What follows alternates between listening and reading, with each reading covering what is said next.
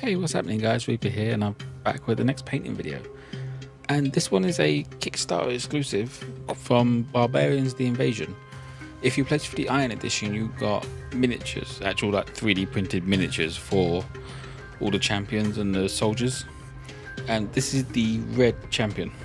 I don't know what the name of the faction is, I haven't seen it anywhere down in the books yet. But for now, he's the Red Champion to me. And that's all that matters. I've primed it in Army Painter's white primer, which I'm not a big fan of Army Painter's spray primers. Like, when I first got them, it was a great idea, color matched, perfect, everything you need, but they go on really thick with the way I'm using them. I don't know if it's just me or whether that's other people getting the same problem, but I found another brand that's half the price and works perfectly fine for me, and that's Cobra on Amazon. So I'm going to stick with them from now on, probably with my priming. And they go on really smooth, and it's a nice matte finish, which means paint sticks to it perfectly. So all of their colours can be used as primers. Anyway, I'm getting distracted from what we're doing. I'm just going over all the flesh of the model for now in Army Painter's tanned flesh. And I do go back and do a second coat of this later on. But for now, I just do the first coat and then have to wait. And as you can see, that I'm not exactly the tidiest of people, because it's a base coat, you don't need to be. Until you start getting close to bits that have already been painted, you don't need to be that careful with what you're doing. But that's the end of the tan flash, it's quite quick. And I moved on to the chaotic red, which is just for the cloak basically. I don't think there's anything else in this miniature that's red. I use chaotic red because it's a nice deep red, and it's perfect to highlight up to pure red, which I do later on. It gives it that depth that you'd want from a cloak.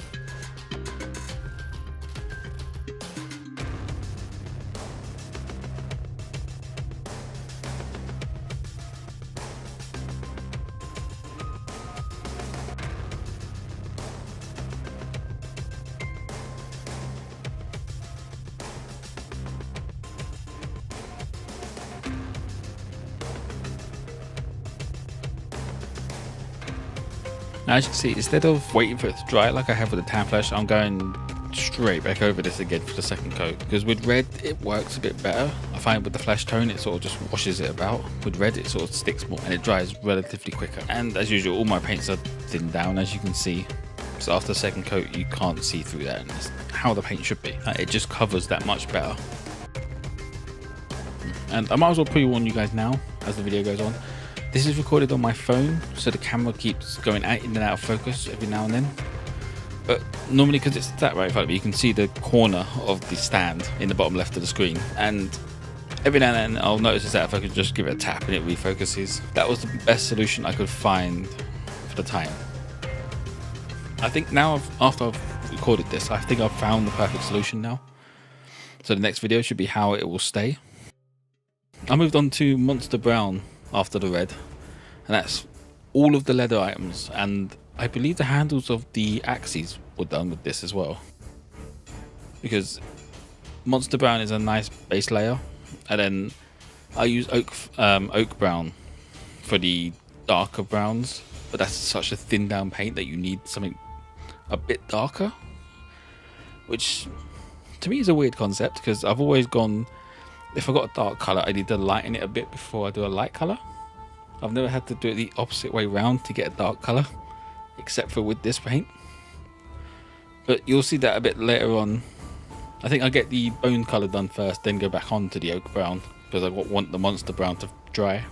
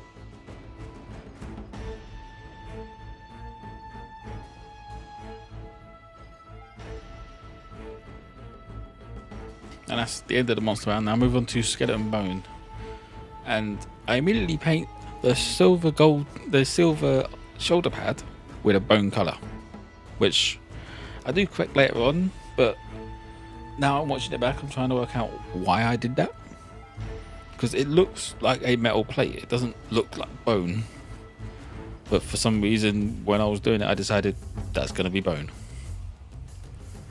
But there's not a lot of bone on this model anyway, it's just the horns on the shoulder pad, and he's got a sort of crown on, but it doesn't look metallic in any of the pictures I've seen, so I've gone with a bone crown, like he just ripped some monster apart and stuck a load of bones together.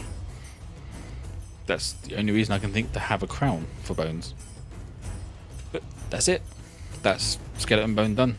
And then I move on to the oak brown, and this is what I meant when I said I don't notice it all the time about the focus, but eventually I do realise it and switch it back. There we go. And this is just covering all the leather straps on the model apart from his belt. I'm not sure what that part is called actually. It's like studded armour, but it's just like a flappy coat cloak in the front. It's not really any armour for anything, but I don't use that oak brown on that. I use it on all the straps and then on the boots, because I feel the boots needed to be darker than the rest of the armour. It just made sense. I believe I do oak brown on the handles of the axes. It would make sense if I did. I'm a little bit confused on what I've painted as what, because I've painted all four of them and I've done them all slightly different to look different. So I'm not sure which one I've recorded now, because it was about a week ago.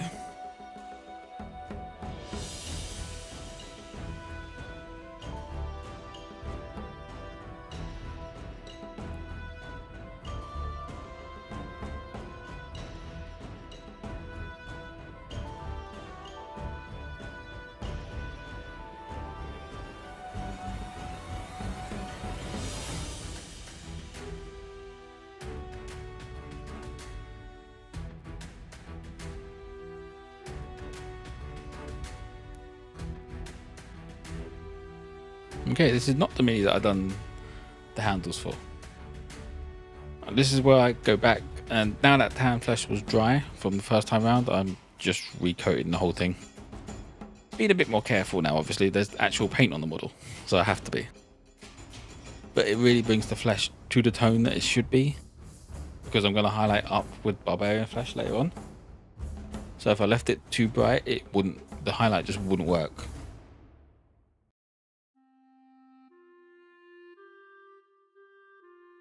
And I don't notice at the moment until I get to the highlight stage, but he's got sort of, I'm not sure if it's intended, but it looks like he's got some like chin strap beard on the model. So on 2 of the models I didn't paint that, I just left it and see how it looks, and on 2 of them I've done the beard. This one is one I've done the beard on, but I don't do it to the highlighting stage because I don't actually realise. Now we're moving on to Army Painter's gunmetal. This is just for all the metallic parts, and I go over that bone that I've already painted to make it metallic.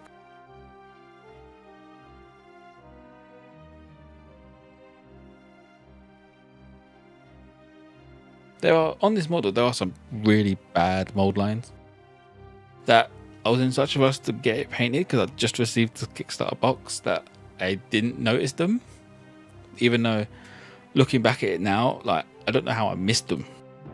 Like, some of them are really bad. Like, if you look at the shoulder pad, there is a line going straight down the middle that shouldn't be there. The mold lines run from one side of the model to the other across the axe heads, so it creates a weird texture when painting the metallics. Lucky enough the head doesn't have it. I'm assuming the head was separate when they done the mold, but the arms definitely have it, and axes have it, and the shoulder pads have it. So if you guys do have the Kickstarter and you're watching this to find out what you're doing, highly recommend cutting those mold lines off because they are a bit of an eyesore, which you'll see as soon as this has been painted.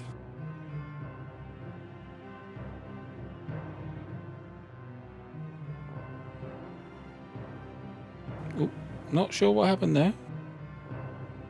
It looks like my phone paused its video somehow. It's jumped. It doesn't look like it's jumped much though, because I'm still doing the shoulder pad. This is where I just quickly dab a little dot in all the studs in the armour,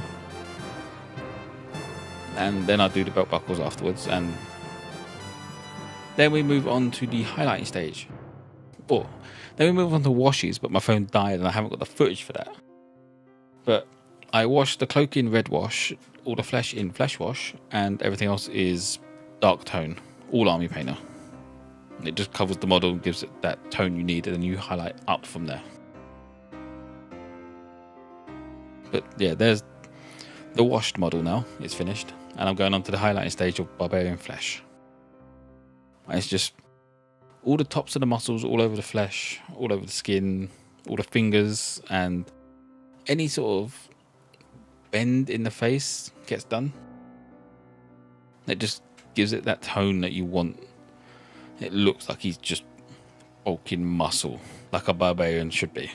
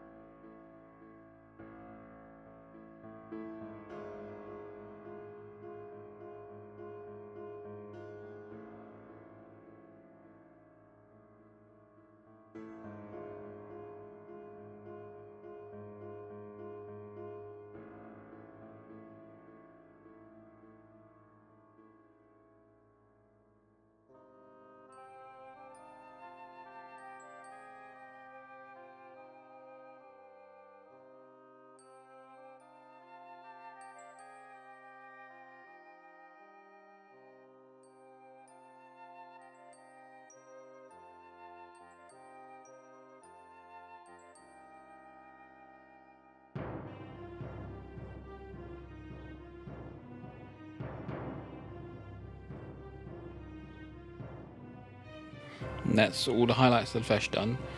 And this is where I come back and find the beard, and I just quickly go over it with a bit of fur brown from Army Painter. All the paints in this video, apart from the black at the very end, is Army Painter, because that's just, I have all the most of the Army Painter paints, so I just go with them. They're cheap, they last quite a while, more than they should do, and dropper bottles are so much nicer than the Citadel paints that I've got. But now we moved on to highlighting the cloak, and I'm using a mixture of chaotic red and pure red. And I haven't put the ratios on the screen because they move through them as they go. Like the first layer is going to be 70-30 in favor of chaotic red, and then it'll go to 50-50, and then 70-30 in pure red for the final highlight. You just go over that, get smaller and smaller the areas you're covering. Eventually it gives it a nice gradient going through the cloak.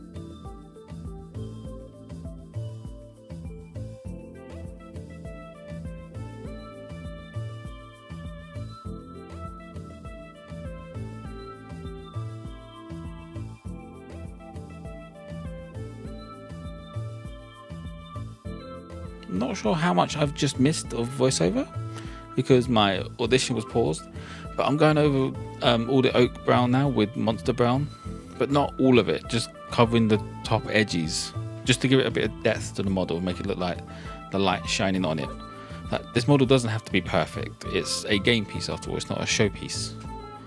So you don't need to spend hours and hours highlighting this to make it look pristine. Unless you want to, of course, then by all means do it. But it's not an essential thing.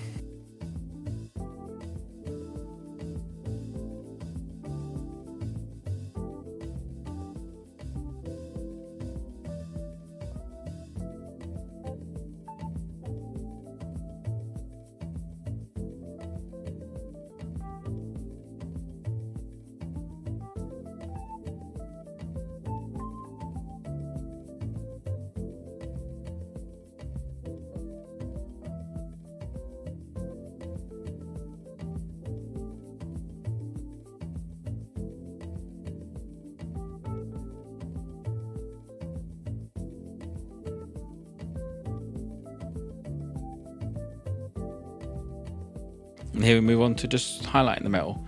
I try not to highlight too much of this metal because the way the dark tones sunk into it is sort of giving it this weird, like, grimy look. But it's worked really well on the model, so I've left it. But when I get to highlighting the shoulder pad, you should be able to see that mold line quite clearly now.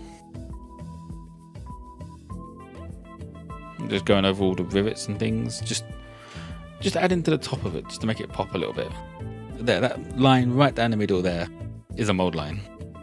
Those are the sort of things you want to take off the model before you start painting them. I was just in too much of a rush to do so.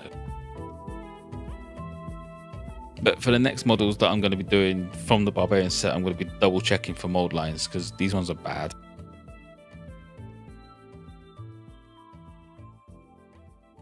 And here's white primer for the eyes.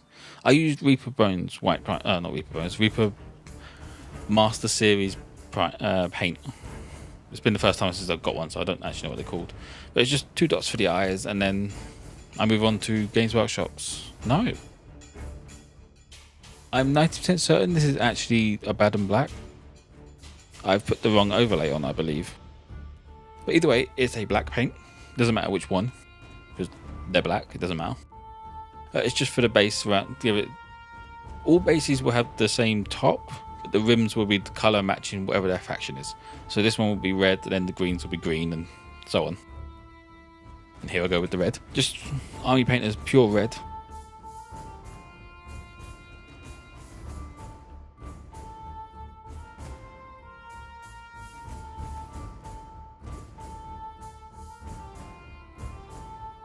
But there's the complete models, all 4 of them together, and they come out pretty good. It's not my favourite model, but it works.